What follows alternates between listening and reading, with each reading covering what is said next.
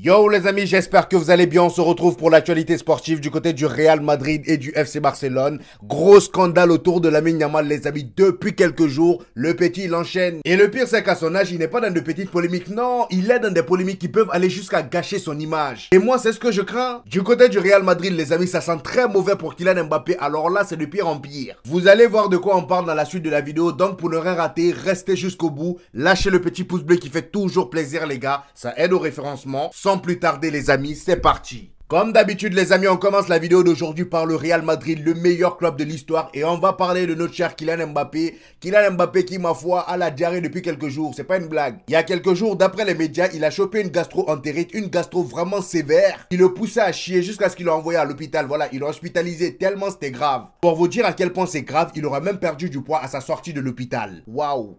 Je sais pas ce que tu as mangé mon ami, mais en tout cas force à tes fesses. Là, gastro-entérite. Là on est sur des levels supérieurs de diarrhée. C'est pas vos petites diarrhées que vous avez à la maison de temps en temps. Là c'est vraiment le niveau high level. Après je sais même pas ce qu'il a pu manger. Ils nous ont pas donné de détails là-dessus. Parce que comme vous le savez, les joueurs, surtout les grands joueurs comme Kylian Mbappé, ils ont toujours des cuistots. Il y a même des gens qui suivent leur alimentation. Donc comment ça a pu arriver? Il a peut-être dû goûter une des spécialités de Rodrigo, on ne sait pas. Donc c'est ce que les médias nous disent. Malade, Kylian Mbappé a été hospitalisé aujourd'hui pour une gastro-entérite aiguë. En plus c'est aigu. Il est forfait contre Pachuca et incertain pour le reste de la compétition. À ce point, franchement mon ami, courage, je savais pas que c'était aussi chaud. Vous vous rendez compte, carrément il est incertain pour le reste de la compétition. C'est quel genre de diarrhée t'es allé nous débloquer encore? Franchement, ils nous disent plus tard, les merengues ont annoncé que le capitaine de l'équipe de France avait quitté l'hôpital. Donc là, Kylian Mbappé aurait quitté l'hôpital. Et bonne nouvelle, il serait même revenu au camp d'entraînement hier après-midi. Cependant, il précise qu'il continuera à recevoir un traitement médical spécifique. Ainsi, il reprendra progressivement les entraînements avec le Real Madrid. Et il précise que le Real Madrid n'a pas encore donné de date de retour. C'est pas grave, gardez-le là-bas pour l'instant. Faut pas, il va venir se chier dessus en plein match. Façon là, il fait chaud aux États-Unis là-bas. Regardez même comment Vinicius il était KO la dernière fois. Gardez-le, traitez-le bien, comme ça il revient en forme. On a besoin de lui la saison prochaine. En tout cas, mon cher Kylian Mbappé, force à toi et prompt rétablissement. On enchaîne les amis avec notre cher Xabi Alonso. Xabi Alonso qui malheureusement a mal débuté avec le Real Madrid. Bon, mal c'est un grand mot. Il a commencé par un match nul dans cette compétition qui est la Coupe du Monde des clubs. Comme je vous l'ai dit dans mon débrief, beaucoup de personnes s'attendaient à voir directement la patte Xabi Alonso. Mais malheureusement, c'est son premier match.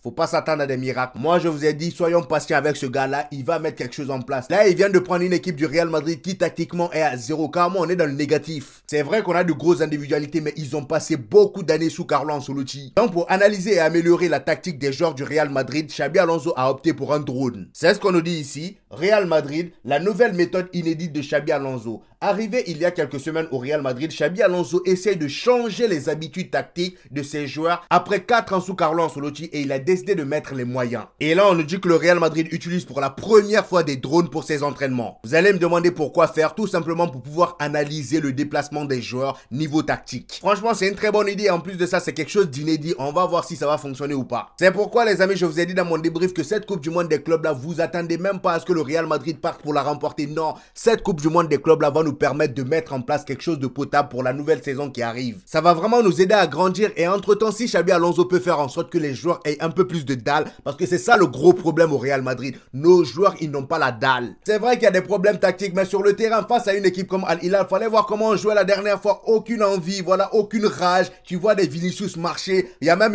une vidéo qui est sortie il y a quelques jours après, je crois que c'était un jour après le match face à Al Hilal. Tu vois Jude Bellingham sur un magnifique compte du Real Madrid. Jude Bellingham à la balle, entouré par 2 joueurs d'Al Hilal. Et là, Vinicius, il est où? Le gars, il est derrière Jude Bellingham arrêté au lieu de faire un appel. Jude Bellingham, il est là, il tourne autour de lui. Il n'y a pas Vinicius qui fait d'appel. Vinicius était arrêté derrière lui, il fait pas d'appel, il est là, il le regarde. Et ça, c'est clairement une preuve de manque d'envie, il se donne pas à fond. Donc vraiment, Xabi Alonso, cette histoire de tactique là, il y aura pas que ça. Il va falloir aller chercher leur rage là. Je sais pas où ils ont déposé ça, mais il va falloir aller chercher ça avec eux. Et pour vous dire, juste après le match, Thibaut Courtois a fait une déclaration que j'ai trouvée très intéressante. C'est d'ailleurs ce que je disais tout à l'heure. Voici les propos de Thibaut Courtois. Il dit: nous jouons toujours comme nous le faisons avec Carlo Ancelotti. On ne peut pas effacer des années d'automatisme en 4 jours. Exactement ce que je vous ai dit. Soyons patients les amis. Je vois certains Barcelonais dans mes commentaires la dernière fois. Oh, Hansi Flick, il n'a pas eu besoin de 4 jours. Il est venu directement, il a mis quelque chose en place. Oui, Chaque entraîneur a ses réalités, mais là, la réalité de Xabi Alonso, c'est différent de Hansi Flick. Le Barça, c'est facile de mettre des tactiques en place. C'est des gamins qui ont grandi dans ça, donc c'est facile. Nous, au Real Madrid, on est allé dénicher des gros joueurs de partout et on les a regroupés au même endroit. Donc c'est compliqué de créer des connexions. Franchement, ça nous a plutôt bien réussi, mais au bout d'un moment, le football évolue. Là, on est rentré dans une nouvelle étape, dans une nouvelle ère du football où on peut pas se permettre d'être vraiment à la ramasse tactiquement. Il faut évoluer maintenant. Donc Thibaut Courtois a dit à la fin, Xabi Alonso veut qu'on défende et qu'on attaque différemment. Nous allons étudier ce match à la vidéo et en tirer des enseignements. C'est exactement ce que j'ai dit. Les matchs de Coupe du Monde des clubs vont servir à ça, à nous améliorer. Et en parlant de Coupe du Monde des clubs, les amis, dites-vous que le Real Madrid est le club qui a eu le plus d'audience depuis le début de la compétition. Comme vous pouvez le voir, le match Real Madrid face à Al Hilal est le seul match en vert. Le reste, bon, ils sont tous en jaune. Toujours avec le Real Madrid, les amis, Dani Carvajal, Eder Militao et David Alaba ne devraient pas jouer en Coupe du Monde des clubs. Vous allez me demander pourquoi. Tout simplement parce que le club a envoyé des émissaires inspecter les terrains. Donc ils sont allés voir la qualité des terrains pour savoir si ces joueurs-là peuvent jouer là-bas, étant donné qu'il y a un gros risque de rupture du ligament croisé. C'est ce que nous dit le média Marca. Le club a envoyé des émissaires inspecter les terrains. Leur rapport préconise de ne pas faire jouer les 3 joueurs revenus de rupture de ligament croisé. La décision finale sera prise avec Xabi Alonso, le staff médical et les joueurs. Pour l'instant, c'est pas sûr à 100% qu'ils ne vont pas jouer. Ils vont d'abord se concerter avec l'entraîneur qui est Xabi Alonso et les membres du staff. Maintenant, les amis, avant de parler du FC Barcelone, on va faire un petit point sur la Coupe du Monde des clubs parce que là-bas aussi, voilà, il y a des choses intéressantes qui se passent depuis quelques jours. Dites-vous que depuis le début de la compétition, les Américains ne font que tabasser les clubs européens. Voilà, tous les clubs américains, il y a presque aucun qui a perdu. Ils ne font que tabasser les autres pays. Regardez vous-même. Le Paris Saint-Germain a perdu face à Botafogo, Palmeiras a gagné face à Al Ahly, River Plate a gagné face à Urawa. Voilà, il n'y a que des victoires pour eux. Cependant, moi, depuis le début de cette compétition, le club qui me régale vraiment, les amis, c'est Auckland City. Vous allez me demander pourquoi. Tout simplement parce qu'ils sont drôles. Ils sont drôles. Premier match seulement, ils sont pris 10 buts face au Bayern Munich, 10 buts à 0. Deuxième match face au Benfica, je me suis dit, bon, là, ils vont quand même pas prendre 10 buts encore. Non, non, non, ils n'ont pas pris 10 buts. Cette fois-ci, ils ont fait des efforts, ils ont pris seulement 6. Ça fait 16 buts encaissés en 2 matchs. Ils sont derniers actuellement de leur groupe. Voilà. C'est vraiment terrible, hein. On peut pas les en vouloir. C'est un club amateur de base, les amis. Et après, on s'étonne qu'ils prennent 16 buts. Non, mais les gars. Oh.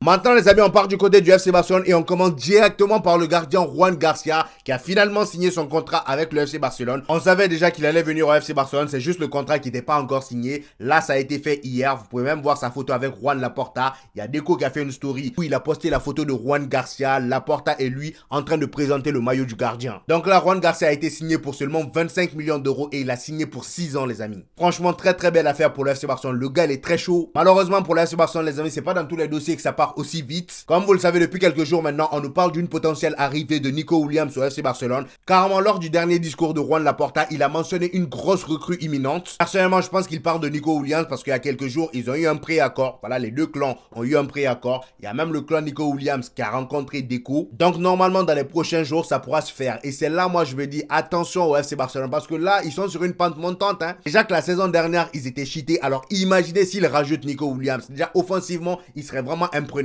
Après, reste à voir comment Hansi Flick va gérer tous ces joueurs offensifs parce qu'il y a Dani Olmo qui est au milieu. Si le gars ne se blesse pas, normalement il est titulaire, même si moi je préfère Fermin Lopez que Dani Olmo. En tout cas, la deuxième moitié de saison, je préférais Fermin Lopez. Il y a aussi Rafinha qui est déjà au poste de Nico Williams. Je sais pas comment il va se débrouiller. Peut-être que Robert Lewandowski sera celui qui va sauter. Mais Robert Lewandowski, c'est quelqu'un qu'il faut pas enterrer rapidement. On le connaît déjà assez bien pour ça. Pendant qu'on est là à dire, oh, Robert Lewandowski va prendre le banc, c'est cette saison-là même, il va te claquer 40 buts. On le connaît. Donc là, à voir la saison prochaine, comment ça va se passer. Nous, de l'autre côté, on est en train de se reconstruire. On apprend déjà à jouer au football. Voilà, deux salles, deux ambiances, c'est pas pareil. Maintenant, les amis, nous allons parler de Brad Pitt. Brad Pitt du FC Barcelone, Monsieur Lamine Yamal. Le frérot, il a seulement 17 ans, mais il fait des ravages. Il fait des ravages. Le petit en seulement une semaine. Voilà, il y a eu je sais pas combien de polémiques sur lui. Et c'est toujours les mêmes histoires. Avec des femmes. Voilà, je sais que là on est là pour parler de football, mais Lamine Yamal c'est votre star les Barcelonais, je suis obligé d'en parler. Et en plus de ça là c'est des polémiques vraiment tendues. Comme vous le savez, Lamine Yamal était parti en vacances au Brésil, je pense qu'il y est toujours. Et pendant ses vacances on l'a vu profiter à la plage avec Neymar. Mais il n'a pas profité seulement qu'avec Neymar, c'est pas pour rien, c'est le fils de Husselrad 304. Il a été aperçu à plusieurs reprises avec une influenceuse qu'on appelle Fatih Vasquez. Il y a même une photo où ils sont sur la moto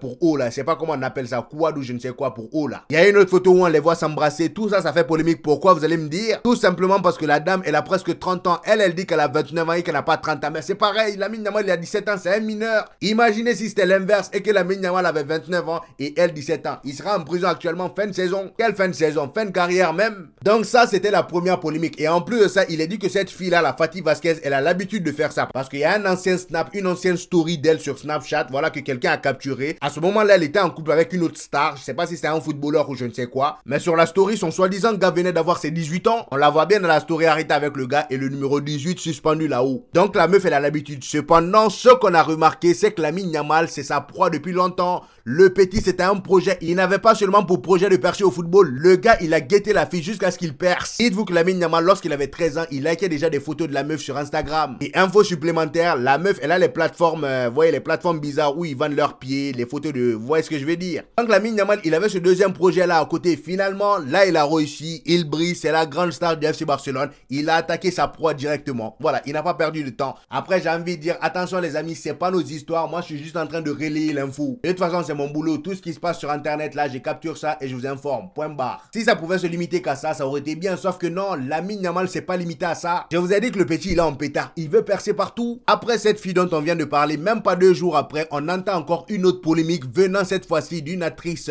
X. Vous voyez ce que je veux dire? Malheureusement, je peux pas vous mettre l'extrait de l'émission où la fille, elle parle. Dans l'émission, elle explique en gros, Lamine Yamal l'a écrit sur Instagram et l'a proposé, voilà, de se rencontrer, tout ça. Et elle a même montré les messages. C'est ça qui est fou. Donc, c'est ce qu'on nous dit ici, les amis. Elle s'appelle Claudio Bavel. Elle aussi, elle a 29 ans. Donc, décidément, Lamine Yamal, il aime plus le petit. Il est en pétard. L'autre, elle a presque 30 ans et elle a 29 ans. Lui, il a toujours 17 ans, je le rappelle. Le petit, il n'a pas de limite. Et regardez les messages qu'il s'est échangé avec la fille. C'est ça même, moi, je trouve fou. Donc, il est dit, Claudia Bavel, 29 ans, actrice de contenu pour adultes, lit les messages WhatsApp d'une conversation entre elle et Lamine Yamal dans une émission de télévision. Donc, c'est même pas sur Instagram, mais c'est sur WhatsApp. Je sais pas comment Lamine Yamal s'est débrouillé pour avoir son numéro. Le gars, il a des contacts. Donc, voici la conversation. Lamine Yamal lui dit, viens chez moi, j'ai le chauffage. Petit. Ensuite, la meuf lui répond, ce serait trop parce que j'ai environ 11 ans de plus que toi. Tu ne penses pas? Lamine Yamal lui répond, non, c'est parfait. Qu'est-ce qui est parfait, Lamine? Qu'est-ce qui est... Arrêtez votre petit là, les Barcelonais, franchement, au lieu d'être là comme ça, à parler souvent là, arrêtez votre petit. Là, il est en pétard. Je le vois aller dans la direction de Neymar. Je ne sais pas pourquoi. Et en plus de ça, il a passé ses vacances avec Neymar. La mauvaise influence, faites gaffe. Il dit non, c'est parfait, 11 ans de plus, lui, il s'en fout. La meuf lui dit, si je suis arrêté, c'est-à-dire par la police, fais-moi sortir de prison, ha ha ha. Et Lamine Yamal répond, non, je vous donne ma parole. En gros, il va rien dire à la police. Et pour terminer, Lamine Yamal a dit d'arrêter ses conneries, de ne pas penser à son âge. Et si elle veut même, ils peuvent attendre ses 18 ans, étant donné qu'il aura ça dans quelques jours. Waouh. Petit Lamine. Grand Lamine plutôt, parce que là, c'est plus un petit. Il est de partout. Après, attention, ça c'est la version de la meuf. C'est pas parce qu'elle a dit ça sur un plateau et qu'elle a montré les messages. Peut-être que c'est des messages, voilà, qui ont été créés, je sais pas, par l'IA ou je ne sais quoi. Ça veut pas forcément dire que c'est vrai. Donc attention. Lamine Yamal a d'ailleurs tenu à répondre à ces rumeurs-là. Voici ce qu'il dit. Il dit, aucune femme ne peut entrer dans ma maison parce que je vis avec ma mère et elle ne permet à aucune femme d'entrer. Donc clairement là, il est en train de lui faire comprendre que ce que la meuf a dit est faux. Parce qu'à un moment, la meuf a dit que dans les conversations, Lamine Yamal lui a demandé de venir chez lui parce qu'il y avait un chauffage ou je ne sais quoi. Bref, on va clôturer ce sujet là parce que ça part un peu trop loin pour moi. On termine avec notre cher Robert Lewandowski. La presse saoudienne lâche une énorme bombe sur l'avenir de Robert Lewandowski. Ils disent que Robert aurait dit oui à l'Arabie Saoudite. Sous contrat jusqu'en juin 2026 avec le FC Barcelone, Robert Lewandowski pourrait bien quitter la Catalogne dès les prochains mois. Le Polonais aurait d'ailleurs décidé de rallier le golf à la fin de son bail. Donc dès la fin de son contrat avec le FC Barcelone, c'est direction Arabie Saoudite. Ce qui est fort possible vu son âge. Donc voilà, je sais pas ce que vous pensez de toutes ces infos là. Dites-moi ça en commentaire. J'hésiterai pas à vous répondre comme d'habitude. N'oubliez pas le petit pouce bleu les amis qui aide toujours au référencement et ça fait plaisir les gars. Pour ceux qui viennent de découvrir cette chaîne, ici on fait des vidéos débriefs des matchs du FC Barcelone et du Real Madrid. Et quand il n'y a pas de match, on fait des vidéos actualités comme celle-ci. Donc abonnez-vous pour ne rien rater et on se dit au prochain épisode les gars. Peace!